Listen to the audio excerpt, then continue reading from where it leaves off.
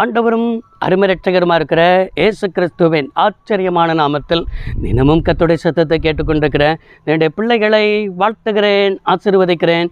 நீங்கள் ஆசீர்வதிக்கப்பட்டவர்கள். இந்த நாளிலும் உங்களை பார்த்து கர்த்தர் சொல்கிற ஒரு வார்த்தை, உன்னை குறித்து தேவ திட்டம் மிகப்பெரியது என்று ஆண்டவர் சொல்கிறார். நம்மளை குறித்து நாம குறைவாக மதிப்பிடாது இருக்க வேண்டும். சில மனிதர்கள் நம்மளை பார்த்து சொல்வார்கள், நீலாம் ஒன்றுக்குமே உதவாதவன், உங்கள் குடும்பம் ஒன்றுக்குமே உதவாத குடும்பம் அப்படின்னு சொல்லி நம்மளை பார்த்து, நம்முடைய குடும்பத்தை பார்த்து நமக்கு முன்பாக பேசுகிறவர்கள், மற்றவரிடத்தில் பேசுகிறவர்கள், இப்படிப்பட்ட நிமித்தம் உங்களை குறித்து நீங்களே குறைத்து மதிப்பிட்டு சோர்ந்து போய் காணப்படுகிறீர்களோ? வேதத்தில் எலியாவை குறித்து நம்ம வேதத்தில் வாசிக்கிறோம். அவன் நம்மை போல பாடு உள்ள ஒரு மனுஷன், ஆனாலும் தேவனுக்கு முன்பாக நிற்கிற ஒரு மனிதன்.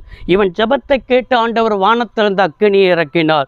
450 பாகால் தீர்க்கதரிசிகள் மேலே வெட்டி சாய்த்தவன், கர்த்தரே தெய்வம் என்பதை நிரூபித்து காட்டினவன். இப்படிப்பட்ட தேவ மனிதனே 1 ராஜாக்கள் 19ஆம் அதிகாரத்தில் ஆகாபின் மனைவியாக இருக்கிற ஏசபேலின் வார்த்தையை கேட்டு சோர்ந்து போகிறான். எப்படி பாகால் தீர்க்கதரிசிகளுக்கு செய்யப்பட்டதோ அதே போல உன் பிராணனுக்கும் என்ன செய்யப்படும் என்கிற ஏசபேலின் வார்த்தை இவன் சோர்ந்து போய் 1 ராஜாக்கள் 19ஆம் அதிகாரம் 4வது வசனத்தில், ஒரு நாள் பிரயாணப்பட்டு போய் ஒரு சூரச்செடியின் கீழ் அமர்ந்து நான் சாக வேண்டும் என்று சொல்லி கோரி, என் பிதாக்களை பார்க்கணும் நான் நல்லவன் அல்ல என்று சொல்லி ஜெபிக்கிறதை பார்க்க முடிகிறது. நன்றாய் கவனியுங்கள். இவன் எப்படிப்பட்டவன் என்று நான் ஆரம்பத்திலே சொன்னேன். அக்கினியை இறக்கினவன், கர்த்தரே தெய்வம் என்று சொல்லி நிரூபித்து காட்டினவன். ஆனால் இவனே வார்த்தை நிமித்தம் நான் சாக வேண்டும் என்று சொல்லுகிறான். இவனுக்குள்ள ஒரு சோர்வின் ஆவி வந்து விட்டது. இன்றைக்கு நம்மளுக்கு சில மனிதனுடைய வார்த்தை, சில மனதளவில் நம்ம பாதிக்கப்பட்டு, என்னை இப்படி சொல்லிட்டாங்களே, என் பிள்ளைகளை இப்படி சொல்லிட்டாங்களே, என் கணவனாரை இப்படி சொல்லிட்டாங்களே, இல்லைன்னா வேலை பார்க்கிற இடத்துல என்னை இப்படிப்பட்ட வார்த்தையை சொல்லி என்னை காயப்படுத்திட்டாங்களே என்று சொல்லி ஒவ்வொரு ரீதியில் நீங்கள் காயப்பட்டு போயிருக்கிறீர்களா? நீங்கள் காயப்பட்ட நிலைமையில் இனிமேல் என்ன இருக்கிறது என்று சொல்லி நினைத்து கொண்டிருக்கிறீர்களா? ஆண்டவர் உங்களை பார்த்து சொல்லுகிறார், உன்னை குறித்த ஒரு பெரிய தேவ திட்டம் இருக்கிறது என்பதை நீ புரிந்து கொள்ள வேண்டும்.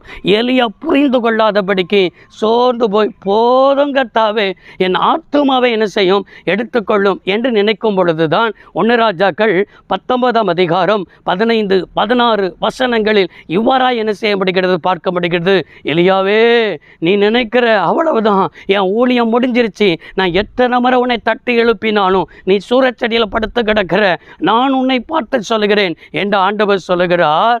நீ ஆசகேலை சீரியா மேலே ராஜாவாய் அபிஷேகம் பண்ணு, யெகூவை இஸ்ரவேல் மேல் ராஜாவாய் அபிஷேகம் பண்ணு, எலிசாவை உன் ஸ்தானத்தில் தீர்க்கதரிசியாய் அபிஷேகம் பண்ணு என்று சொல்லி ஆண்டவர் 2 ராஜாவை அபிஷேகம் பண்ண சொல்லுகிறார். அவன் ஸ்தானத்தில் எலிசாவை அபிஷேகம் பண்ண சொல்லுகிறார். இன்னும் நீ பண்ண வேண்டிய தூரம் வெகு தூரம் என்பதை கர்த்தர் அவனுக்கு வெளிப்படுத்தி இன்னும் செய்ய போகிற காரியத்தையும் ஆண்டவர் தீர்க்கமாய் எலியாவுக்கு வெளிப்படுத்துகிறார். ஆண்டவர், இன்றைக்கும் நீங்கள் பண்ண வேண்டிய தூரம் வெகு தூரம் உண்டு. இந்த இடத்துல வேலை இல்லையா ஆண்டவர், இந்த இடத்துல நெருக்கப்படுறீங்களா, இந்த இடத்தை விட்டு கர்த்தர் உங்களுக்கு வேறு ஒரு இடத்துக்கு கர்த்தர் உங்களை கொண்டு போகிறார். சில நெருக்கங்கள் தான், சில பாடுகள் தான், சில வார்த்தைகள் தான் தேவன் வைத்திருக்கிற பாதைக்கு நேராகவே உங்களை நடத்தும் என்பதை என்ன செய்யணும், புரிந்து கொள்ளணும். தேவ திட்டம் பெரியதுங்க.